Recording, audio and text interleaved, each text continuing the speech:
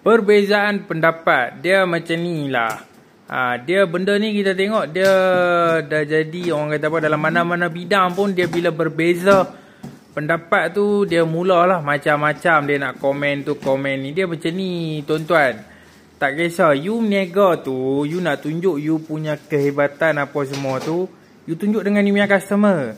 You tak payah nak pergi tunjuk dengan orang yang sebidang dengan you, ini tu, tak payah. You punya cara you simpan. It means you keep to yourself.